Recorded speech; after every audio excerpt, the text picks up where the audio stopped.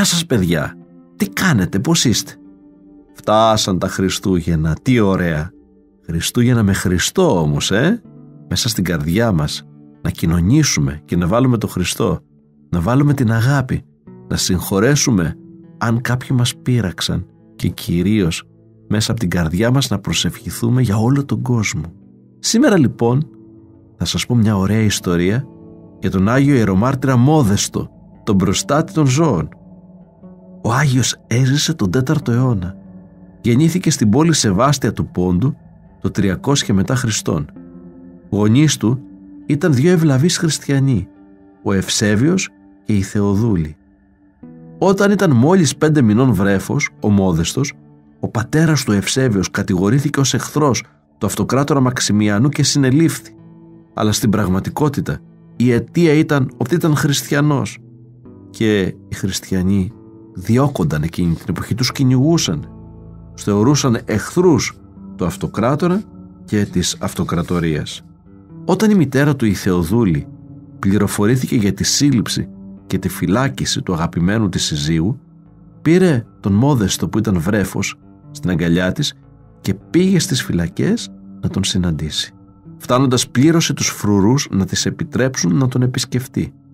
Βλέποντάς τον με δάκρυα στα μάτια, παρακάλεσαν την Παναγία να τους αξιώσει να φύγουν από αυτή τη ζωή μαζί. Έτσι και έγινε. Το επόμενο πρωί, ο δεσμοφύλακας, καθώς πήγε να δώσει ψωμί στους κρατούμενους, τους βρήκε νεκρούς, με το βρέφος ακόμα ζωντανό στην αγκαλιά της μητέρας. Το παρέλαβε και το έδωσε σε κάποιον ειδωλολάτρη άρχοντα. Το παιδί, όταν έφτασε σε ηλικία 13 περίπου ετών, έμαθε από τον άρχοντα την αλήθεια, ποιοι ήταν οι πραγματικοί γονείς του, και αποφάσισε να βαπτιστεί χριστιανός. Μετά την απόφαση αυτή, ο ειδωλολάτρης άρχοντας τον έδιωξε και τον πήρε στην προστασία του κάποιος χριστιανός που έφτιαχνε χρυσά κοσμήματα από την Αθήνα. Τον έφερε στην Αθήνα και τον υιοθέτησε. Αλλά τα άλλα 2 παιδιά που είχε ο Χρυσοχώος τον αντιμετώπιζαν με ζήλια και εχθρότητα.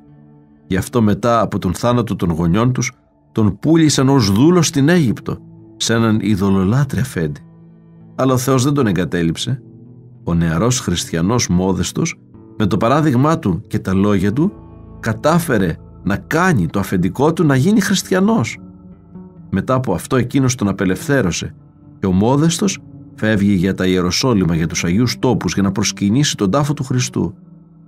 Όταν έφτασε στον Πανάγιο Τάφο, οι προσκυνητές είδαν ένα θαυμαστό γεγονός. Άνοιξαν οι πύλες του τάφου για να μπει ο Μόδεστος μέσα, εκεί που είχε ταφεί ο Χριστός. Αυτό το γεγονός θεωρήθηκε ως σημείο από τον ουρανό για τους χριστιανούς. Και επειδή ο αρχιεπισκοπικός θρόνος ήταν σε χειρία, είχε πεθάνει ο αρχιεπίσκοπος Ιεροσολύμων, όλος ο λαός απέτησε να εκλεγεί ο Μόδεστος. Και ο Μόδεστος υποχώρησε στην απέτηση του λαού και ανέλαβε τον αρχιεπισκοπικό θρόνο των Ιεροσολύμων. Αρχίζει ένα μεγάλο ποιμαντικό και φιλανθρωπικό έργο. Υπερασπίζεται την Αγία Εκκλησία από τις αιρέσεις και κυρίως την αίρεση του Αρείου, αυτού που στεναχώρησε τον Άγιο Νικόλαο, τον Άγιο Σπυρίδωνα, τον Άγιο Θανάσιο και άλλους μεγάλους Αγίους εκείνης της εποχής. Χιλιάδες φτωχοί έβρισκαν καταφύγιο στην Εκκλησία και στον Επίσκοπο Ιεροσολύμων. Και παρά τον φόρτο των καθηκόντων του, ο Άγιος, παιδιά, ήταν ενάρετος και προσεύχονταν νύχτα μέρα, νίστευε, προόδευε πνευματικά και έκανε θαύματα. Πολλοί άνθρωποι πηγαίναν σε αυτόν για να τους θεραπεύσει. Αλλά δεν θεράπευε μόνο τους ανθρώπους, θεράπευε και τα ζώα.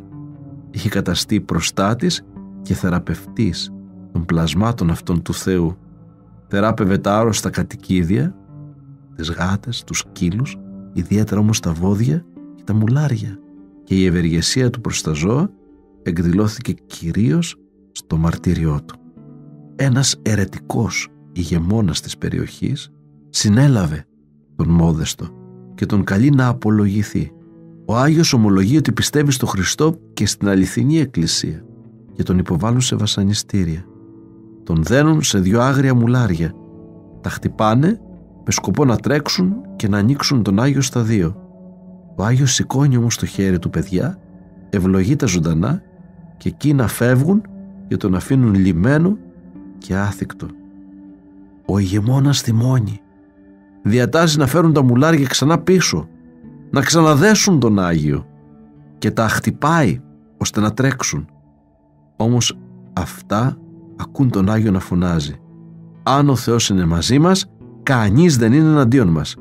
Και τα ζώα ηρεμούνε και βαδίζουν πλάι-πλάι χωρίς να κάνουν κακό στον Άγιο. Τότε ένας φτωχός βοσκός, παιδιά, πλησιάζει τον Άγιο, τον παρακαλεί να τον βοηθήσει να αποκτήσει ένα μοσχάρι για να ζήσει την οικογένειά του. Ο μόδεστος προστάζει τα μουλάρια να σταματήσουν. Ευλογεί τον βοσκό και τα ζωντανά του λέγοντας: ο Θεός που ευλόγησε τα βόδια και τα πρόβατα του Αβραάμ να σου χαρίζει κάθε χρόνο 2 μοσχάρια, ένα αρσενικό και ένα θηλυκό.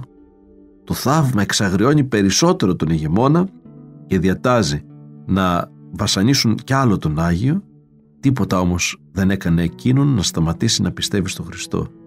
Και τότε ο ηγεμόνας διατάζει να του κόψουν το κεφάλι. Ο ένδοξος μαρτυρικός θάνατος του Αγίου Μοδέστου συνέβη το 374. Ο Άγιος ήταν 74 ετών. Η μνήμη του εορτάζεται στις 16 Δεκεμβρίου ή κάποιοι θέλουν να εορτάζεται στις 18 Δεκεμβρίου. Θεωρείται ο προστάτης των ζώων και τιμάται ιδιαίτερα από τους κτηνοτρόφους. Τι κρατάμε από αυτή την ιστορία, παιδιά? Ότι όταν 2 γονείς αγαπούν ο ένας τον άλλον, τότε πορεύονται και στα δύσκολα μαζί, όπως οι γονείς του Αγίου Μοδέστου. Τι άλλο κρατάμε? Ότι ο Θεός δεν εγκαταλείπει αυτόν που πιστεύει σε Αυτόν. Και το βλέπουμε αυτό όταν ο Άγιος πουλιέται δούλος και κάνει τον αφέντη του χριστιανό. Τι άλλο βλέπουμε? Ότι ο άνθρωπος του Θεού αγαπάει όλη την δημιουργία, όλη την κτήση και τα ζώα. Και τα ζώα ανταποδίδουν την αγάπη στον άνθρωπο του Θεού. Η καρδιά που αγαπά σπλαχνίζεται, δείχνει έλεος και αγάπη για όλη τη δημιουργία, για όλον τον κόσμο. Ας έχουμε λοιπόν τις ευχές και τις προσευχές του Αγίου Μοδέστου.